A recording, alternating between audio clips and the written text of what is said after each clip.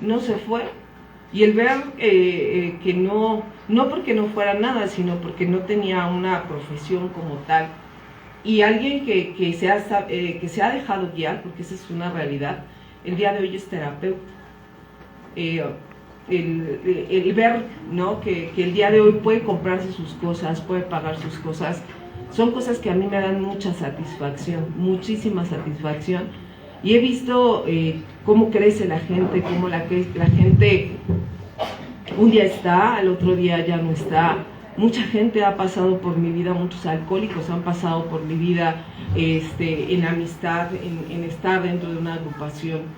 He visto también el lado perverso de la gente, porque también a eso te tienes que enfrentar, ¿no? El ver a Sandra, ¿no?, que es mi paciente y mi alumna, lo que era hace unos meses y en lo que se convirtió el día de hoy, son cosas que no sé cómo se las podría pagar a Dios. El que mi mamá esté en AA, he pasado los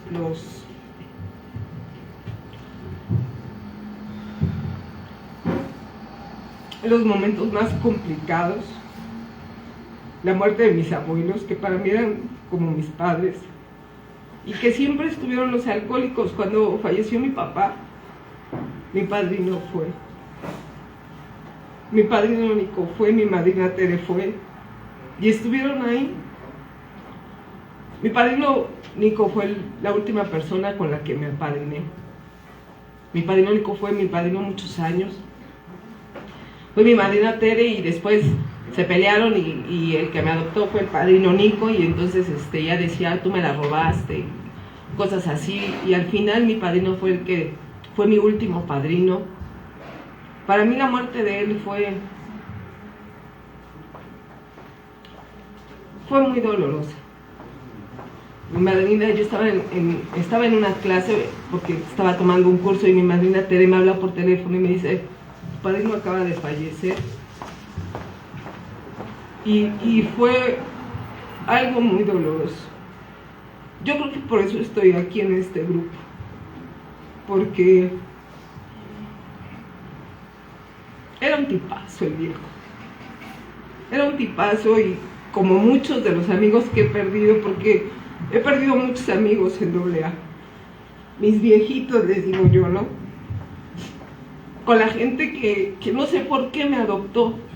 O sea, no sé por qué los viejitos terminaron adoptándome y terminaron llevándome, y terminé compartiendo con todos, con tipos, con Carlos Cortés, que justamente hoy, hace un año que falleció, justamente hoy, con el Gallo, ¿no?, que era un tipazo también, y era muy buen amigo mío, con Raúl Herrera, que era muy mi amigo, con todos esos viejitos que me enseñaron, que me arroparon, que me hicieron cambiar mi manera incluso hasta de pensar dentro de AA.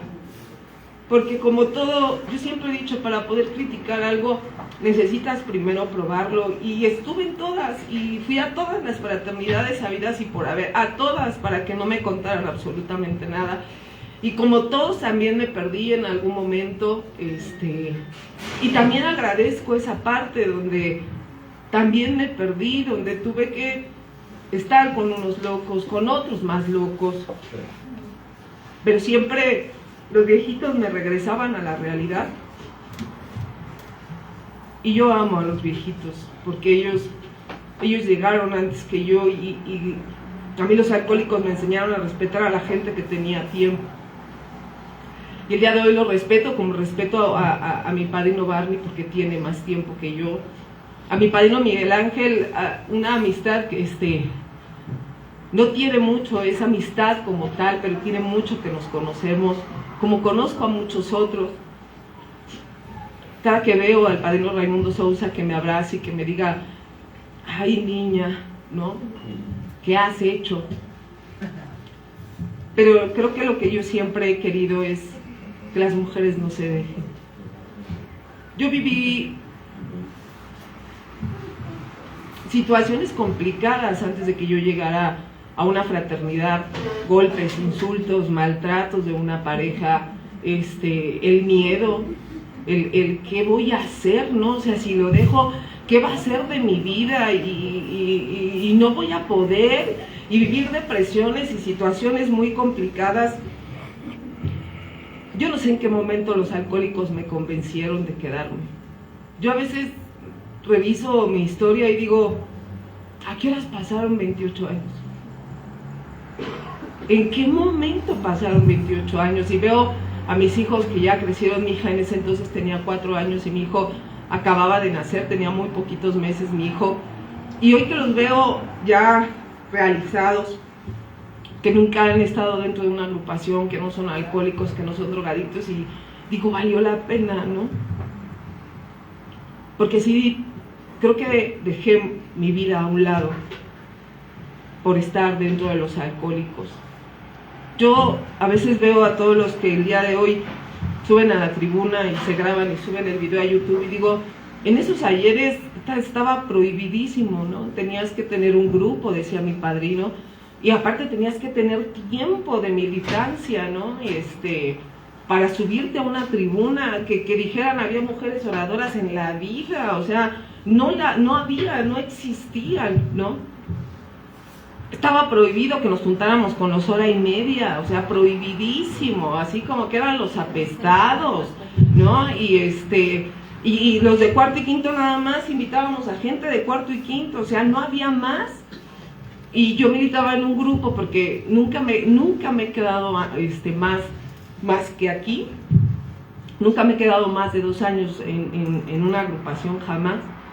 Y en un grupo donde yo militaba, el padrino, que primero fue mi ahijado y después fue mi padrino, él venía de 1:30 y él tenía mucha amistad con todos, ¿no? Con el Giro. El Giro me dolió mucho también cuando falleció, muchísimo, porque era un muy buen amigo mío. Conocí ahí al Giro, conocí al Gallo, conocí a Escamilla, conocí a todos los viejos, y yo bien espantada, yo dije, Dios nos va a castigar, güey. O sea, invitamos a puros de 1:30 y nosotros somos cuarto y quinto y Dios nos va a castigar. O sea, yo tenía muy metido ese Dios castigador que a mí me enseñaron los alcohólicos, y todas las cosas que yo vivía, yo sentía que yo me las merecía.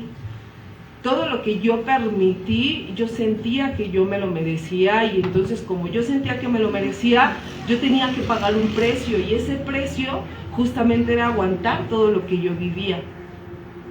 Aún dentro de Alcohólicos Anónimos, yo seguía aguantando durante 7 años muchas situaciones, hasta que un día, platicando con un alcohólico, me decía, mírale, hay muchas cosas que están mal en el grupo. Y yo decía, güey, Dios lo va a castigar, güey. O sea, está hablando bien mal del grupo.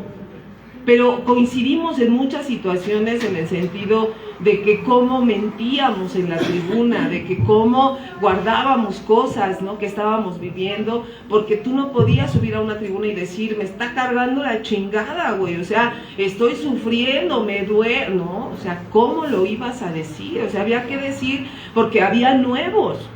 Había que decir que estabas bien, que vivías bien, que estabas de poca madre y que eras feliz, y que gracias a Alcohólicos Anónimos, y eran las palabras que yo siempre escuché y que durante muchos años yo siempre dije, pero la realidad no era esa.